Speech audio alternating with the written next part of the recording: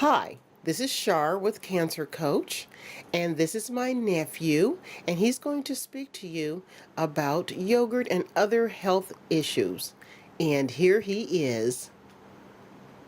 Hi, I'm Christopher, my auntie's favorite nephew.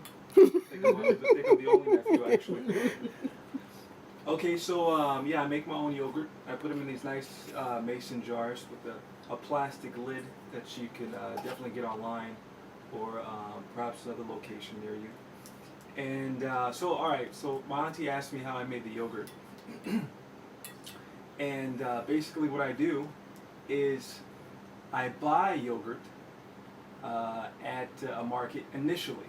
I'll buy instead of buying a prepackaged yogurt cultures, you just buy some yogurt that you like at say Trader Joe. There's a lot of Trader Joe's over here in this area.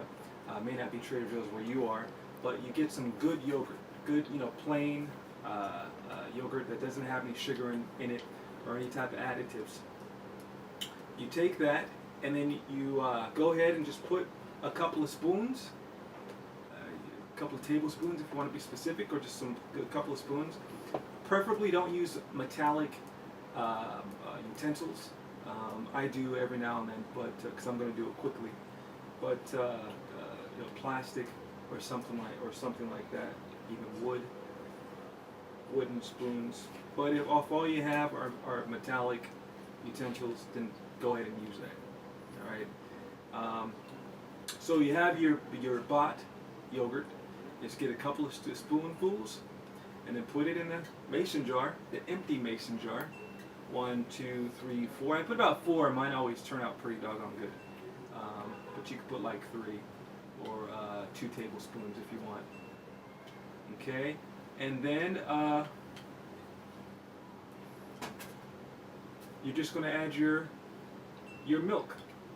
Okay, and that's it. You're just going to pour the milk into the mason jar and stir it up really good.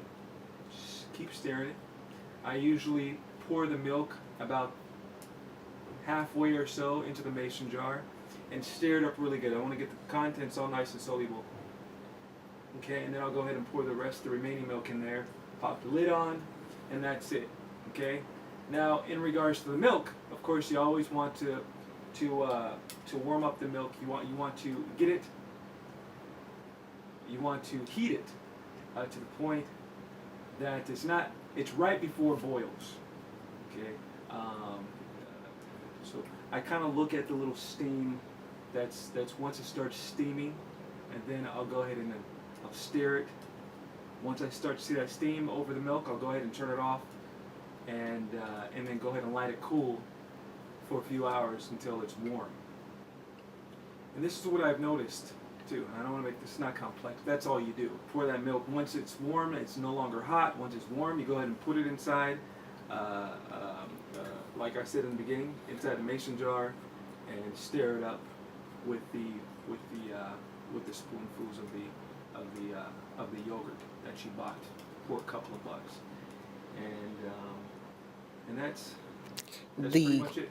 Okay, now the yogurt that you're using is you don't have to give the brand name, but it is organic. You want to tell what kind of yogurt you're using? Yeah, good Organic point. milk. Good point. You always want to get organic milk if you can, if you're able to, because the GMO, genetically modified organisms that are used to feed animals, including the cows. You're getting that obviously through their milk. So if grains here in the U.S. If grains are certified as organic, then uh, they are not allowed to use genetically modified organisms. So that means they are not GMO.